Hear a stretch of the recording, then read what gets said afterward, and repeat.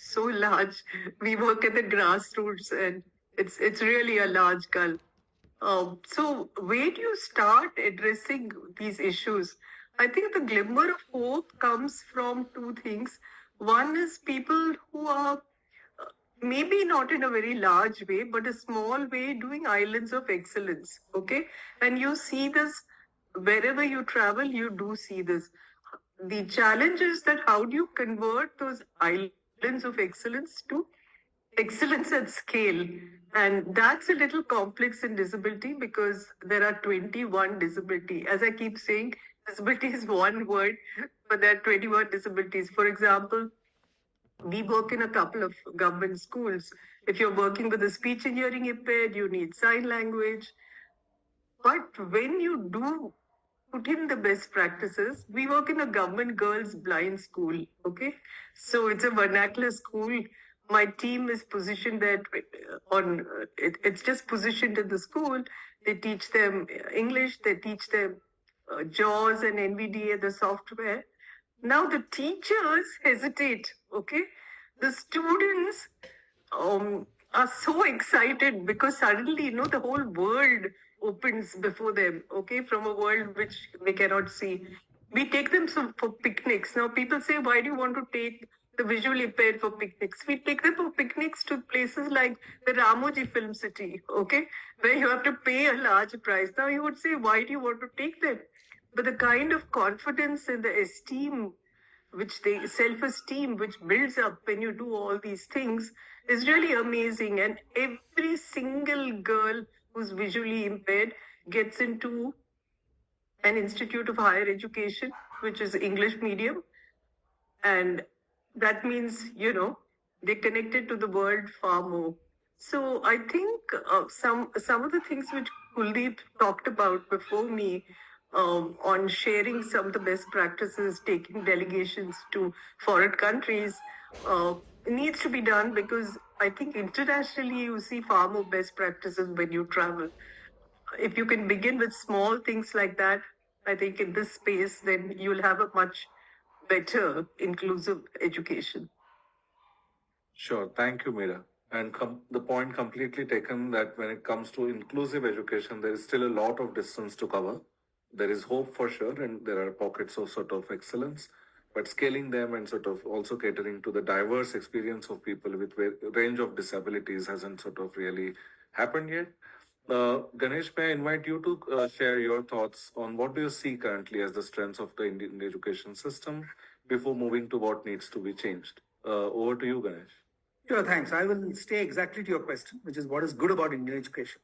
And personally, I think there's a lot to be said about Indian education. In fact, when Kuldeep was asked the question that, what is broken with Indian education, he said absolutely nothing. And I 100% agree with him. Because I myself am a product of the Indian education system. I mean, started off in engineering in what was then Bihar, now Jharkhand. And then, of course, Mumbai, and then finally in Boston in Harvard Business School. And I have found tremendous value in the education system in this country, whether it is in science education or engineering education or management education. And the reason I'm saying this is if you look at anecdotally, 24 of the Fortune 500 companies worldwide are led by Indians. And 90% of those 24 were educated in India. So there is probably no better endorsement to the fact that the Indian education system works. Having said that, I agree, and we can probably talk about that later. Inclusion is an issue, and not just people with disabilities, as Meera was talking about, but in terms of class, in terms of huge inequities in the Indian economic system, which perpetrate themselves into education as well. And I will talk about that later. But I still remember being on a flight with the very, very legendary C.K. Prahlad on the way back from Chicago to Delhi. And I kind of tried to be politically correct by saying, Dr. Prahlad, don't you think there's a lot of problems with the Indian education system? And I heard a lecture for half an hour from CK on exactly what is right. He said that, look, you all think that, learn by rote is a bad idea, but don't forget it is the early gurukuls where children were taken away at the age of 12 and stuffed with knowledge. Literally, that's the word he used. But that knowledge came into their mind as and when they got into experience, they could pull out that knowledge, and the core underpinning of capability that Gurukul system did is not to be laughed at. And he's saying, I mean, we can all talk about liberal arts education. We can talk about, teaching exactly what the student wants and not what the teacher wants to learn. But I think the jury is still out on what is good education. So I would say tremendous amount of work has been done in education. And I think Kuldeep mentioned that. And I would also mention that if you put large doses of technology into it, if you add the elements of inclusion that we're all worried about, you will have a first class system. So to conclude, I'd say nothing fundamentally wrong. Lots of changes to be made, of course, but don't take away from the fact that we have an education system that has produced some of the best in the world. Fantastic. Thank you so much, Ganesh, for that perspective. Really important and also really relevant as we sort of look at what the future needs to be so that we have a much clearer view of what really the baseline we're talking about. So thank you for that perspective. May I invite Krish to come in and share what are his perspectives? Does he see the strengths of the system currently? Krish, over to you. Thank you. I largely agree with Mr. Ganesh. There's really good insight. Kuldeep also had really good insights on it. And I do largely think that India is able to produce people who are really good at what they do, essentially, right? So in that respect, I think the output of human capital over there, we're able to kind of meet that need. Of course, it's a little bit different problems of inclusion and accessibility and the various intersectional divides that Meera were also pointing out.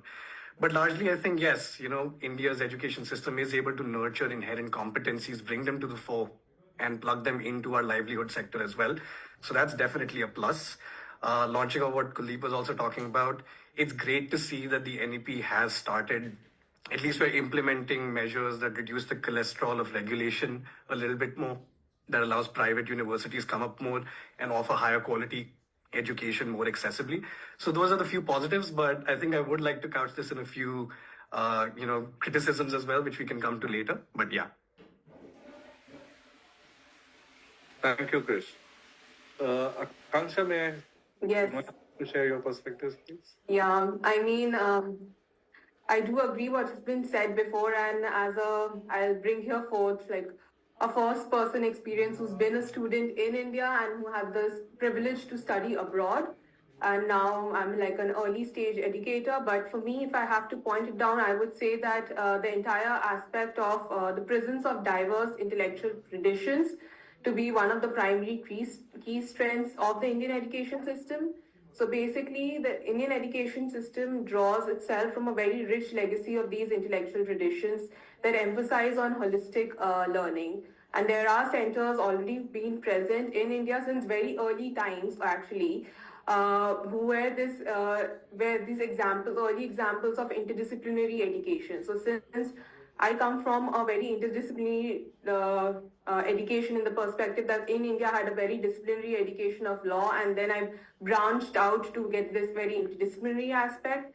So there are already centers who work on this interdisciplinary education, blending philosophy, science, and governance. And this cultural tradition of learning, I would say, is one of the key strengths in the Indian education system to offer cross-disciplinary courses.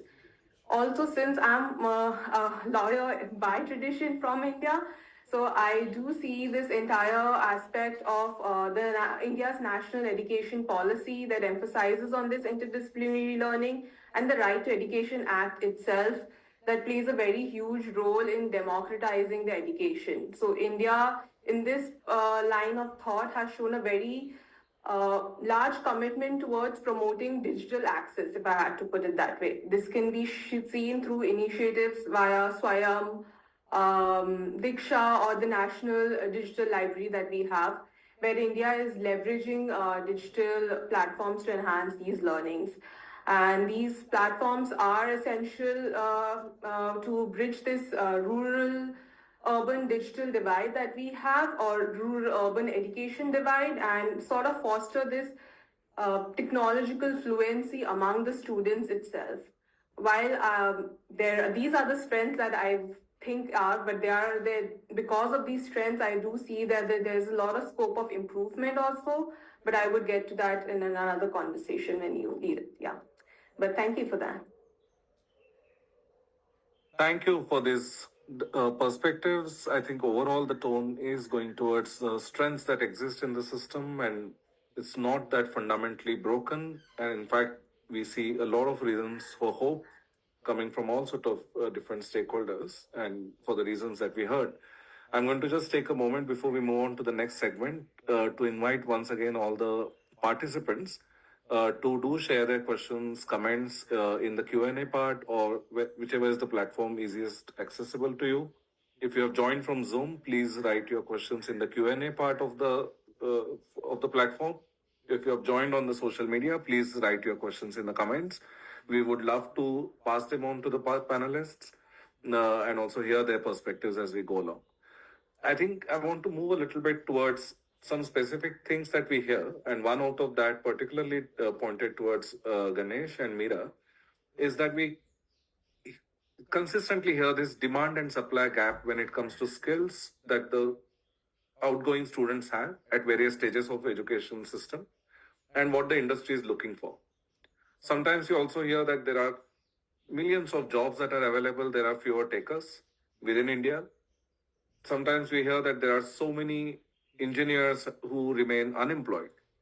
So where exactly is this gap and what are the efforts that are done towards it? We know that Lighthouse Communities is specifically working on this and really doing this in a very community-driven way. So perhaps this would be wonderful sort of opportunity to invite Ganesh's views first. On Ganesh, where do you see this skill gap? Does it exist? Does it not exist? What is your experience, both from the industry side and now from the Lighthouse Community side? Over to you, Ganesh. Just to answer your question, Rohan, and I'll change the angle a little. The problem is not so much skills gap. The problem is agency gap. Agency is a social sector word, which I'm sure many of you know, which is that when we get a person into a skills institution or an education institution also, for instance, unlike Germany and Switzerland or even the US, it is extremely easy to get into a degree college in this country. And people just come in because it's part of what you do. You finish your schooling and then you get into a BA, BCom, BSc program. So you haven't really thought about what do I want to do in life. You talked about the lighthouses. We have 42 lighthouses all over the country, which work primarily with city slum youth.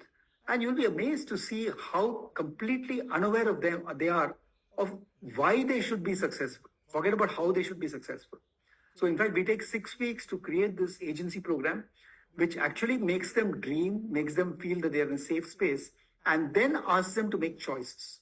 So I think the ability to make choices is what has been missing. Because once you choose, and then you kind of choose one skill. Today there are multiple. When I was growing up, it was either become an engineer or a doctor. But today there are so many opportunities. And if people choose wisely and they see it as their decision, then they skill better. And of course, then they contribute better. But you're absolutely right. Today, unfortunately, the quality of faculty members in educational institutions is far from satisfactory. If you go beyond the IITs and IIMs where I was privileged to study, and you go to the next tier and then the third tier, it's quite abysmal to see that, faculty are fairly untrained, are not really prepared for the kind of questions that they should be prepared for. And because of that, many students, at least the middle part of the class, the middle 80%, lose interest in the lecture and probably goof off somewhere. So that's a big issue. But I think it starts from motivation of the student. That's why I said, if you have agency, you will find a way. Even when I studied engineering, Birla Institute of Technology, I would say 80% of the faculty members were fairly indifferent. But we had the agency to say we must succeed, we must get out of this little place called Jharkhand and really make our place in the world. And that agency took me. I did a TEDx talk recently on what is called Fantush and the Beanstalk, which was the difference between my village friend Fantush and where I grew up in life. And that was purely because education gave me that opportunity. So to answer your question, I think if you provide the right motivation or take time to enable people to make their own choices, you will find that whether it's a slum youth, whether it's a tribal girl in maybe Pali, Rajasthan, or it's a need, a person from the middle class in Mumbai or Delhi or Pune or wherever, you will find that that will enable them to make choices. And that will reduce the gap that they find when they get into employment. So I'm hopeful, but a lot of work to be done.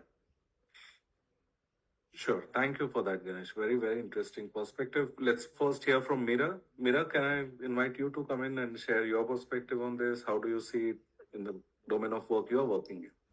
Yeah, sure. I think, we sort of focus on this issue of youth with disabilities and labor markets 24/7 because it's a complex issue. First is, as I already told you, the education levels are low. So the number of graduates and the others are few. About 85% of the youth who we put in labor markets are those who've just finished their secondary school. If Ganesh talks about, improving self-esteem and confidence for people with disabilities is much more, because in the villages, which is the real India, there's a huge, huge attitudinal barrier. So one of our largest program is actually behavioral change, changing attitudes of households toward disability, making them aware of the government entitlements. And this program has reached about 15.1 million households. Unless you do that, attitudes don't change and you don't get enrollment in your training centers. The second is that the kind of skills which we give them is we give them what we call 21st century portable skills, all that they lack, in their rural homes. So, and then you have to put them for internship. That model works well, but what's happening increasingly now is, especially for those with complex disability or with each elections when the pensions are increased, but the government in some of the states they're really high, then the youth want a job around their home, which means that then you have to actually crack the very complex medium and small scale industry, which we are doing. But let me tell you, it's not easy because it's a completely different market from the Amazons and the Flipkarts of the world where we work, efficiently. The third big difference is that unless you understand disability and get job, create those job profiles, work with industry to create those job profiles for them, which are suited to their competencies, you won't get jobs at scale. A simple example I'll give you is the retail. In the retail, we thought, the speech and hearing impaired work in a very focused manner. They don't look this side, that side. So quite often on manufacturing, they use them for quality checks. So we said, why can't they be a cashier? Because retail is spreading so much. But the retail industry, wouldn't let us to do it. Finally, we did a pilot. And then 3 months later, they did a consumer survey to see what works. Is it a speaking cashier or a silent cashier? 95% voted for a silent cashier. And after that, Rohan, there was just no looking back. Today, any mall, any shop you go was based on that one pilot of ours which worked, which had just opened the whole industry to 50,000 jobs, which were formerly not open for people with disabilities. And like that, you have to continuously work with companies. So that's a big difference between the non-disabled and the disabled. We have a whole team which works only with companies to sensitize them, to help them to recruit youth with disabilities at different positions, telling them what they should do, from sensitization workshops to sign language workshops to tech, synchronizing tech, now assistive tech. Last but not the least is, I'm so glad you talked about Swarajability. It's the single largest investment in the sector, and it came precisely for what you say. When we won the MIT award, the people, every judge there told us that, you have control of demand and supply because our numbers are so large. They said, now it's time for you to build a tech platform. And that's exactly what we've done. So today we have about 150,000 youth on it. We have about 1,800 companies there. And we have an AI algorithm with the support of IIT Hyderabad. And that's exactly what we are trying to do.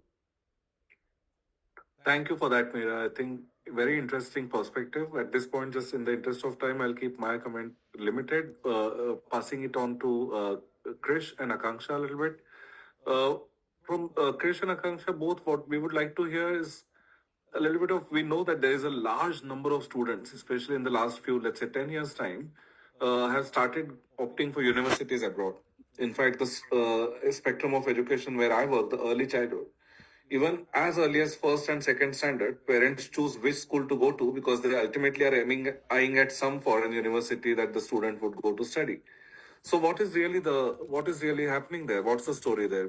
Maybe hear from Krish first and subsequently from Akanksha. Krish, It's a your- really fascinating thing, Rohan. I think what I've observed over the last 4 or 5 years of helping folks affluent English speaking, but then also from the more vulnerable sections of society, India has a very strange sociological issue with credential seeking behavior.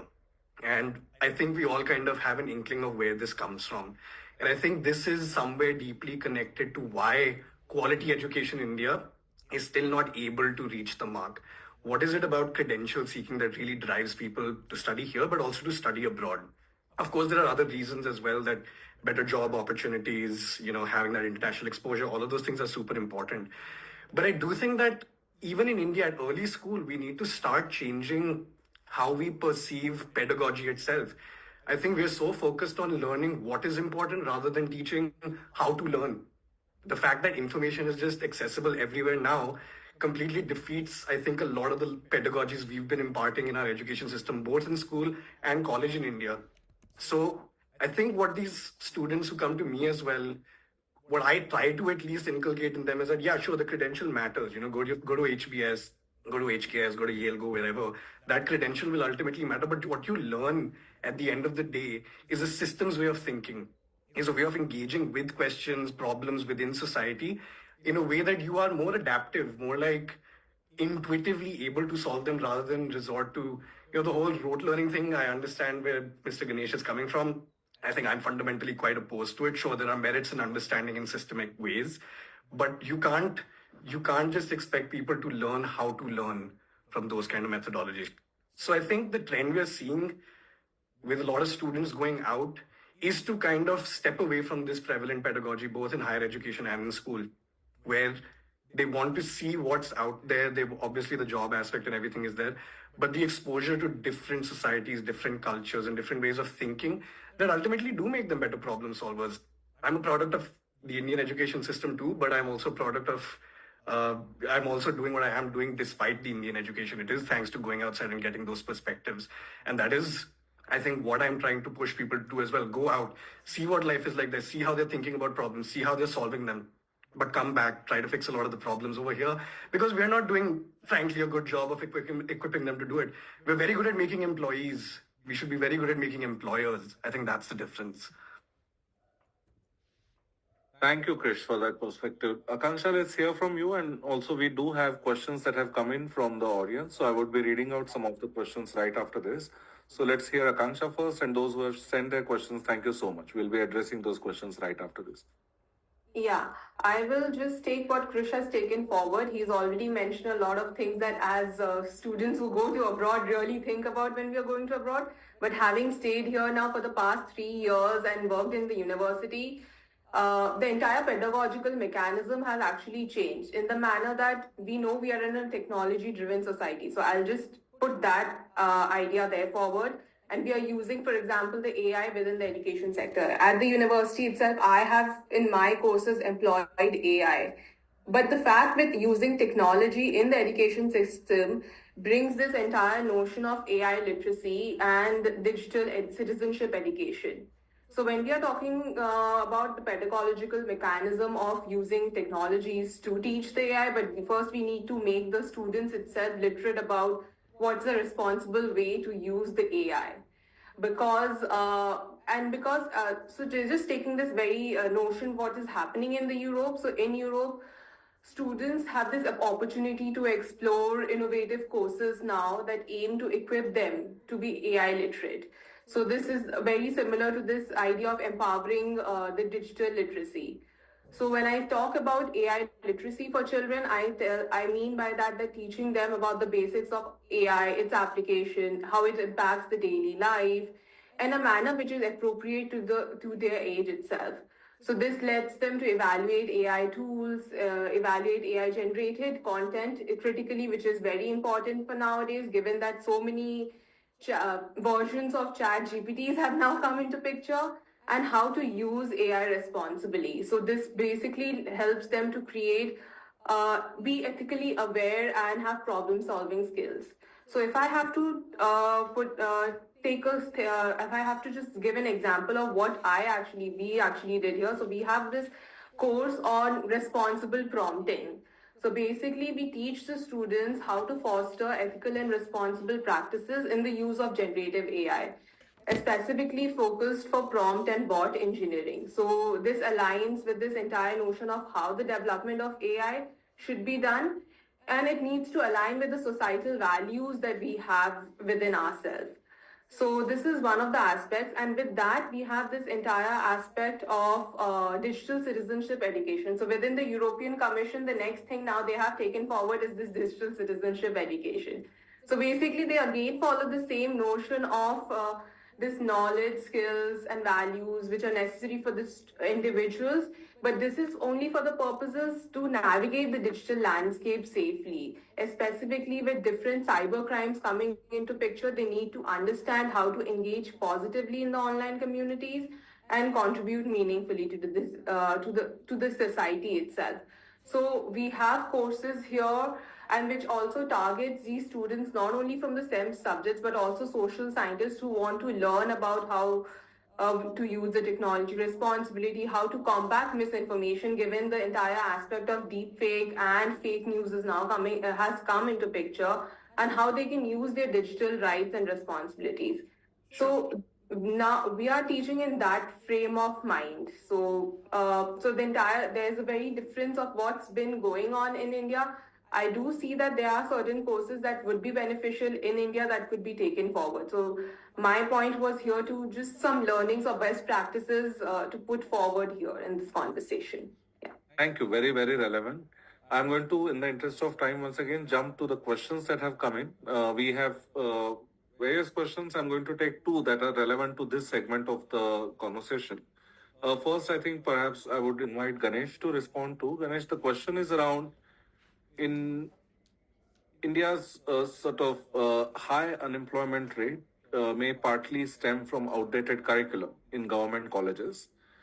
Textbooks at Osmania University in Hyderabad still list Manmohan Singh as the Prime Minister.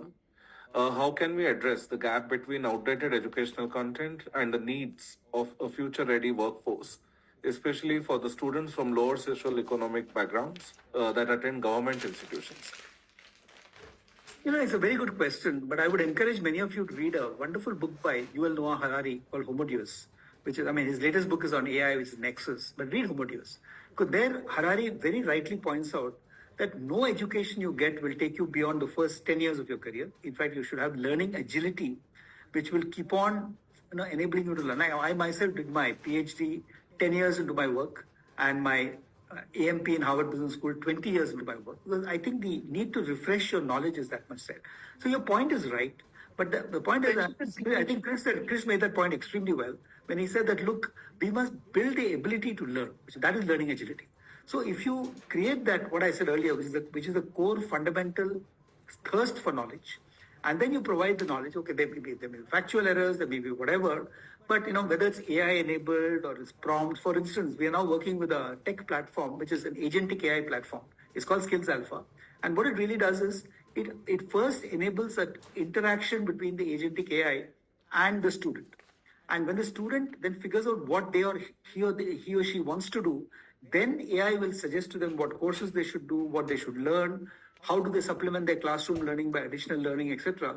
Now, this is obviously for a highly aspirational student, but even for less aspirational student, engaging them better, helping them to learn the first fundamentals, and then moving on to better learning, I think that is the secret.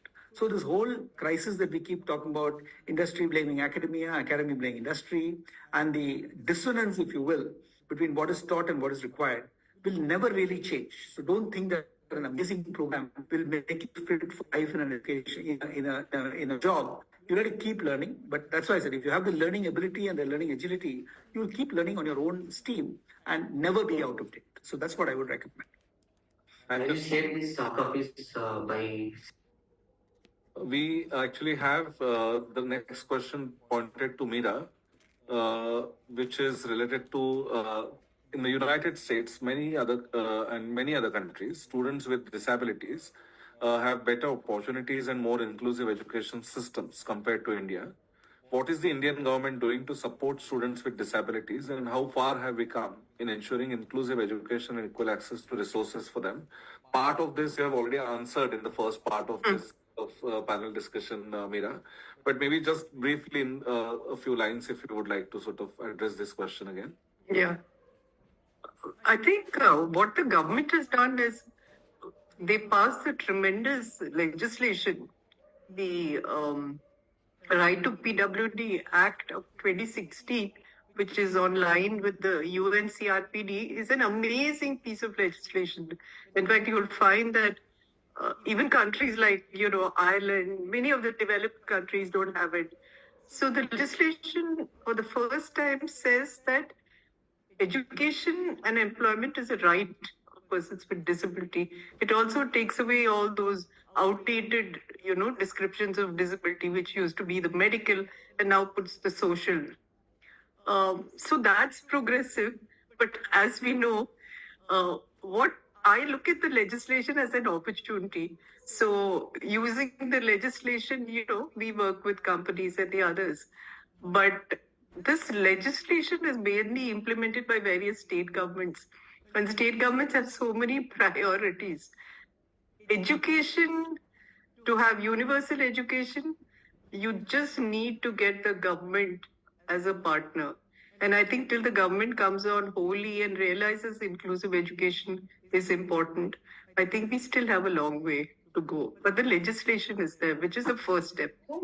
Right. No, that's very, very important. Thank you for that. I think a good policy quite often paves way for actually the industry and everybody, all the stakeholders sort of also follow what really needs to be done. I'm going to actually just take a quick sort of seek permission from the panelists. We do have 3-4 more questions. Is it okay if we just actually took some more questions at this point, rather than moving to I the think next? that's better, Rohan. Yeah, absolutely do that. Yes. All right. Okay. Because the customer is king.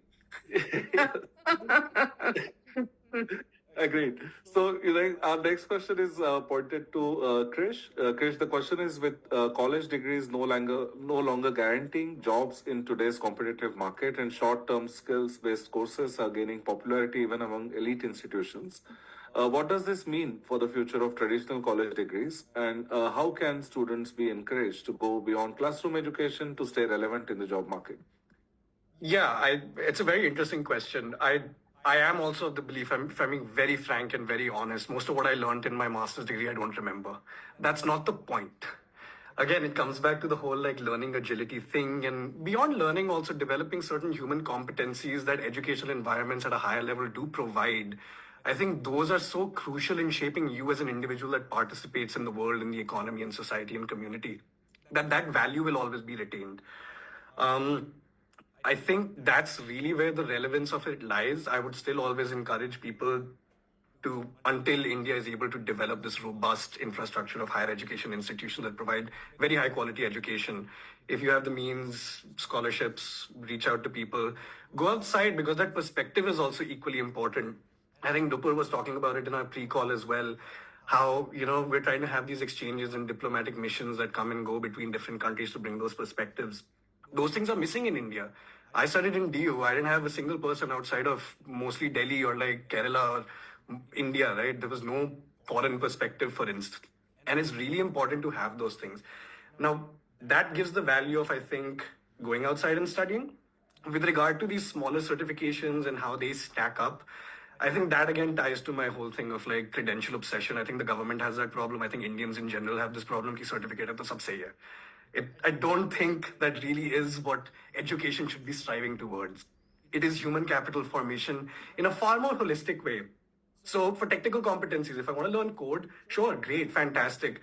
But I'd be suspect if I saw someone saying that I got a certificate in critical writing from somewhere like that, and I'll be like, okay, but you're not able to write well, you're not able to communicate well. So what is the real value? How does this plug into our labor force, into our value chain? We're still aiming at the basin of that curve. We're not doing R&D, we're not doing research, we're not good on the hyper-technical stuff, or at least there's a very small population.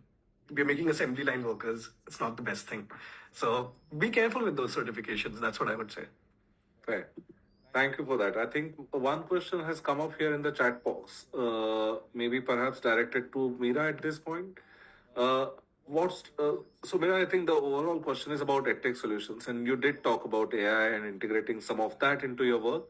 The question really sort of focuses on the part of what strategies can be implemented to ensure inclusive education for children with disabilities, girls, and marginalized communities, especially in the remote regions.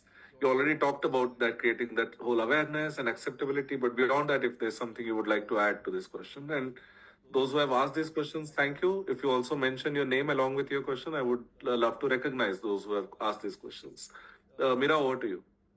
I think, Rohan, what you're saying is absolutely right. Even in the remote areas, slowly awareness is being built up on assistive tech and assistive devices. You know, it's nothing is small in the world of disabilities. One learning which I have, you may think a smart cane, for example. Oh, it's so small. No, it can transform, the way he lives independently. So there's a whole series of assistive devices which are there, which are simple, which can be used in the rural area. The government also, I think, has some plans of setting them up as in small centers, which will be distributed. I think more importantly, what is happening is that I think this whole sector is getting changed by tech, by AI. And I'll give you a simple example, which made us actually laugh. In the remote areas, we have this grassroots model where I'm saying if I believe in the ability of the disabled, they should be the change makers, not us. So 75 persons with disabilities we've taken in the really grassroots area, and we're building their skills to become change makers. So one of my colleagues taught them Chat GPT.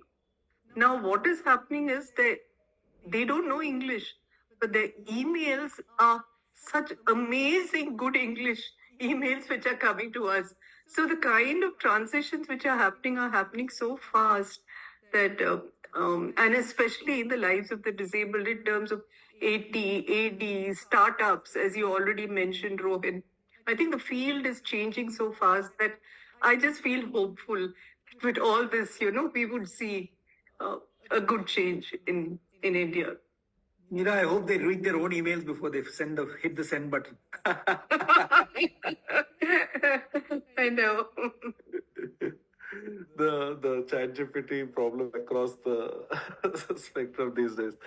We have our next question for Akanksha. Akanksha, this is a little bit about right in your domain of work, which is around research. So the question really is, in India, undergraduate students, particularly non-premier institutions, lack access to robust research opportunities. What steps can be taken to integrate research-oriented learning into undergraduate programs across institutions in India? Now, how can we make this accessible to all students, not just those in the elite institutions?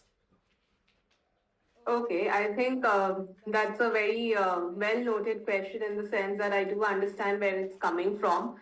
So here I would say, I mean, as a student in India back in 2013, the steps that I took was basically most of the time it was networking and try to network as much as possible. Because yeah, if I'm from a very elite institution, they have connections with, for example, Germany itself has collaborations with IITs and different institutions.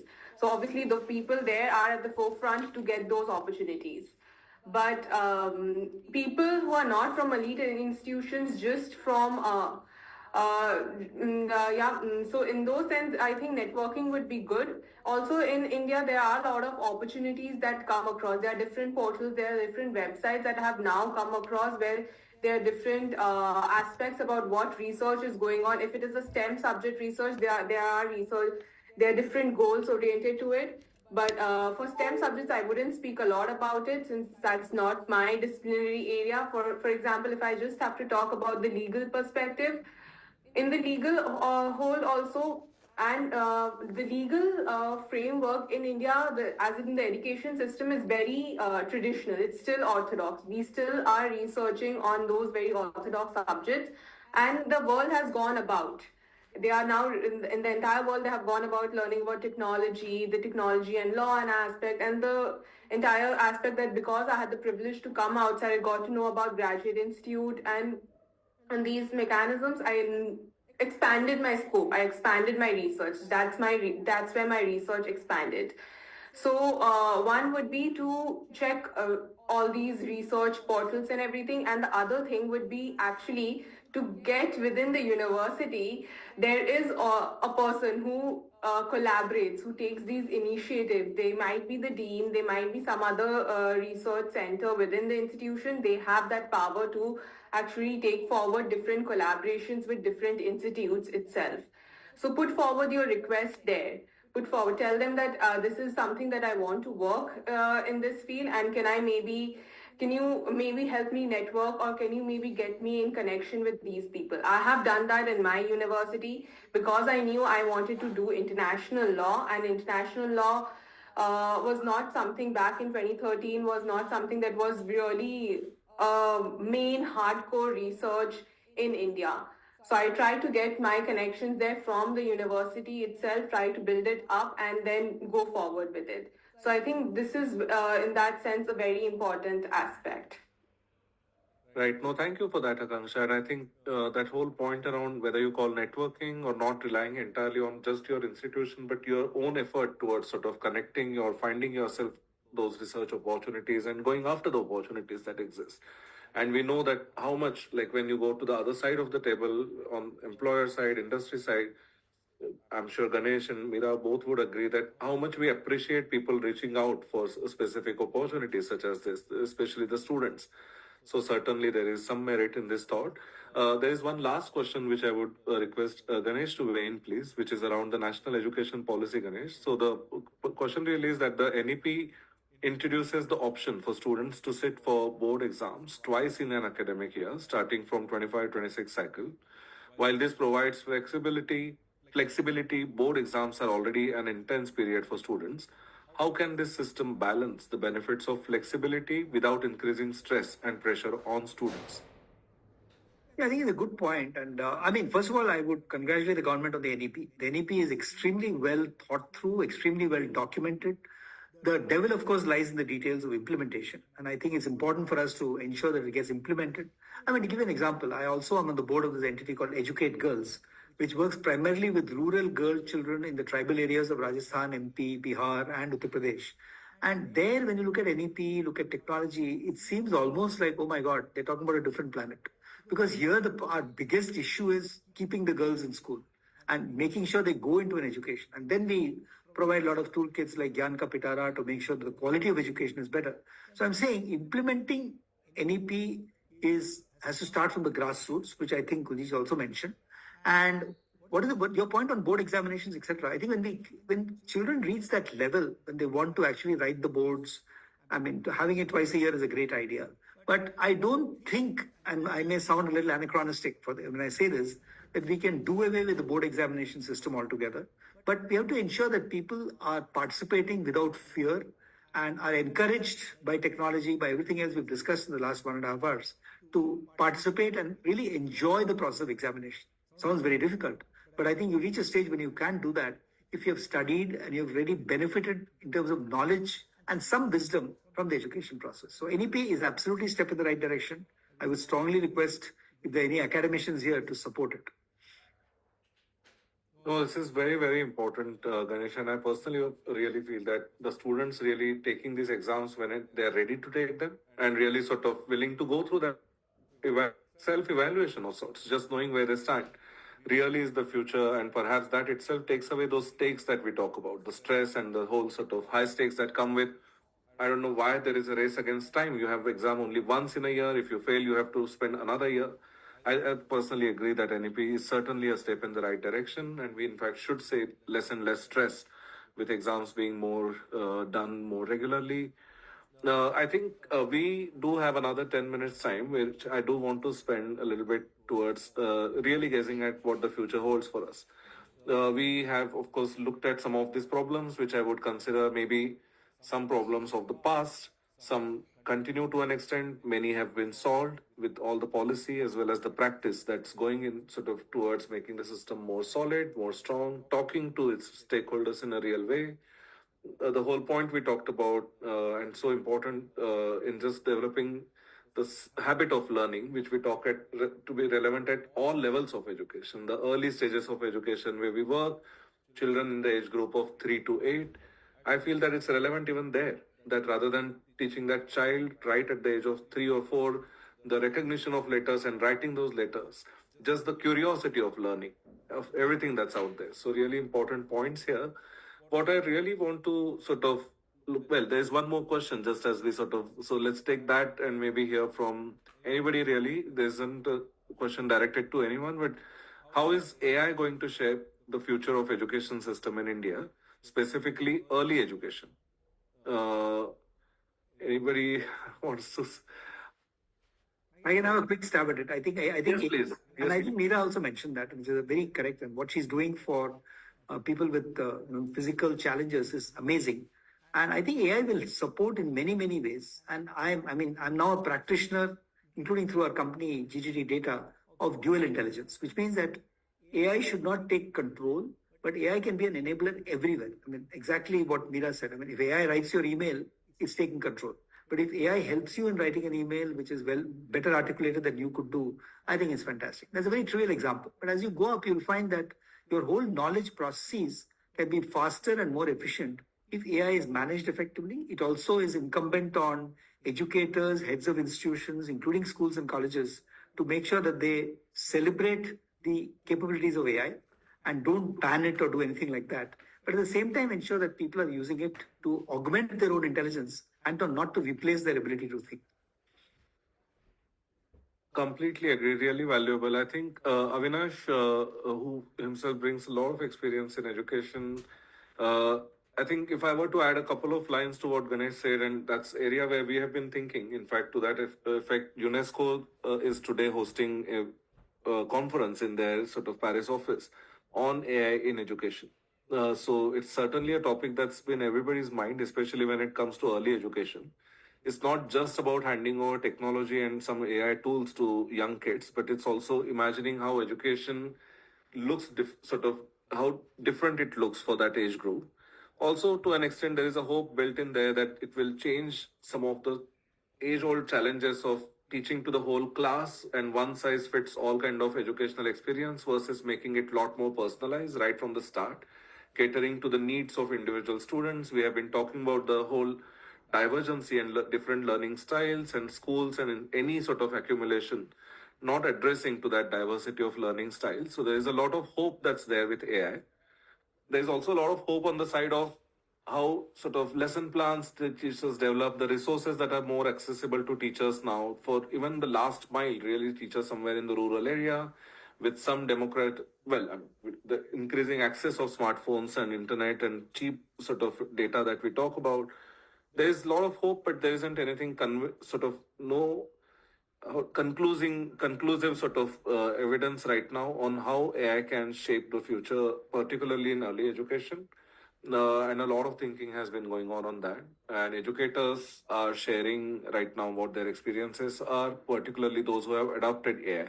The adaptation of AI also is sort of very much at the nascent stages. We are still looking at it. I think a lot of people still understand AI as which not so is so much more and beyond that. So we have a lot to learn and a lot to understand. We are also talking about AI's own intelligence matching human intelligence over the next 10 years' time. So we might actually have a lot to sort of reflect and ponder upon. I'll pause at that. I'm also looking at the time. Maybe just as a quick sort of concluding remarks, or for the lack of better word, rapid fire of sorts. If there is a one or two line sort of what you would really like to see in India's education, let's say looking at the next 10 years. Shall we just hear from all the panelists, maybe in one or two lines, just one thing that you would like to? I know it's very tough to choose one thing, but if there's one, if you were to still pick, maybe let's start with Akanksha, Krish, Ganesh, and then Meera. So, Akanksha, over to you.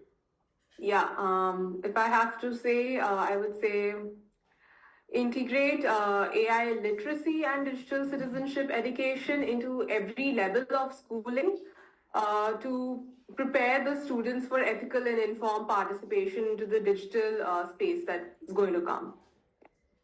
Thank you, Akanksha. Krish, over to you. Make higher educational institutions at par with things like Ashoka and Jindal, increase the reach tremendously so that our folks don't always have to go outside to study because the real problems are here to solve. They eventually come back anyway. Perfect. Thank you. Ganesh, over to you. Focus on agency and learning agility for yourself and for others. I think you will make a better world. Fantastic. Thank you. Mira, over to you. The mantra is when you design for inclusion, you design for all. I think all the top companies have realized it. The phones have realized it. It's time education too realizes it. Thank you so much. I'm not even going to attempt to summarize this conversation. It has been extremely rich, diverse. There are so many perspectives. I really would love to congratulate all those who participated with their questions as well. There is so much to think over. This is a topic which perhaps we can continue discussing for hours at length, which we are. I think all of the panelists who are here today are actually asking these difficult questions in their own areas of work. So I don't think a panel discussion like this can solve all the questions that we have, but it can certainly open important conversations. So I really hope that we have contributed in some form to open those important conversations. We would love to, of course, hear more from all of you. So perhaps in this chat or subsequently with any of us who have joined here, if you would love to continue this conversation, you know that many of us are accessible more publicly, let's say whether LinkedIn. Please reach out to the speakers, to reach out to the panelists, reach out via Friedrich Naumann Foundation if you're associated. I've seen a lot of school actually owners, school directors, principals who have joined in today's session. So if you would like to continue some of these conversations with your students, I think it would be very relevant to do them in your educational institutions as well. Thank you so much to all the panelists for really forthcoming views, really thought through views, and sort of so informed by practice as well as deep reflection. I personally gained a lot from today's panel discussion. Thank you so much for joining in. There are so many things one can do on Friday evening. We have dedicated to education and it attended right from start till the end, very well attended. That itself gives us so much hope that education really is going towards, it's a topic that matters and it's really going to get better and better as we progress. So the future of India's education system, at least I'm safe to sort of perhaps conclude, clearly is looking bright. And certainly we might not be perfect, but we are going towards a step at a time. We are getting better and better as we progress. With this, I'm going to invite Frank Hoffman, the Regional Program Manager of Friedrich Naumann Foundation, organizer of today's event, for bringing all of us together. Thank you, FNF. And Frank, over to you to hear your concluding remarks on today. Quick word, Rohan. You've been a fantastic moderator. Thank you. Oh my God. Thank you so much, Ganesh. Really means a lot. Thank you. Seconded, yeah. Frank, over to you. Right. Yes. Yeah. Sorry. It's still after 5 years of digital events, confusing to figure out the audio. Yeah. Thank you, dear panelists. Thank you, Rohan, and thank you, of course, all our participants for being here with us on a Friday evening. Don't worry, I will also not attempt to summarize what was just said in the last 1.5 hours. But allow me a few remarks. This week marked the inauguration of the president in the United States, the new president in the United States. And maybe that is a good occasion to remind us why this day was instituted in the first place. And that was really to acknowledge the role of education in bringing global peace and sustainable development. The Naumann Foundation is a liberal political foundation from Germany, and we as liberals believe in individual responsibility. That means at the same time that these, in order to assume this responsibility, citizens really need to be empowered and need to be educated. Only then can they really take charge of their own life. We have for a long time worked on topics around education, but that was really been strengthened, and we have really focused on that ever since 2020, the year of the COVID pandemic. We started with a lot of events to look at the effects of the pandemic, but we also started training programs for teachers in order to empower them to use digital technologies in the, well, then digital classrooms. We've organized regional conferences to bring together experts like you, and on a rather hands-on, basis, we have, together with our partner, the Center for Civil Society, started the development of a blue curriculum. The Center for Civil Society has been a central partner for our education work in India.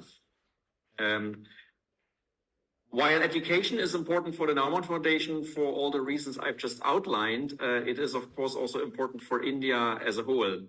The country is at an inflection point. It is now the most populous country in the world, and is in the process of hopefully reaping the demographic dividend. India's working age population as a share of population is increasing year by year. However, for almost 20 years, the population aged 14 years and below has been falling. That, of course, poses very pertinent questions for India's future. With fewer hands and fewer minds going around, skilling becomes more and more important. Skilling and educating becomes more and more important to keep the economy going. We have heard a lot on strategies, but also on stumbling blocks. We have heard a lot today about private and government initiatives. And I was especially pleased to hear the experts talk also about the less exploited potentials, such as differently abled people or young people in rural areas. There is no silver bullet to reform an education system. Technologies and debates will keep evolving, and we will remain an organization in this debate. We will keep offering platforms like this, and we'll keep doing research. So let me close by thanking our keynote speaker, Kuldeep Dagar, but also our panelists, Meera Shenoy, Dr. Ganesh Natarajan, Krish Bedi, and Akanksha Bisoy, and of course, our very good moderator, Rohan. Thanks also to the team in the background, the team of the Naumann Foundation, but also Nitesh, who helped us to put all of this together and who managed the event today. Oh, sorry, I was a little too fast, I guess. Please do leave. Do we have a link for that? Oh yeah, please do leave your feedback and stay tuned and follow us on our social media to learn more about upcoming events. Thank you very much and have a good evening. Thank you. Thank you for having us. Thank you, everyone. Ganesh, Meera, Akanksha, Krish, thank you once again. It's a pleasure. Thank you so much. Yeah. Thank you.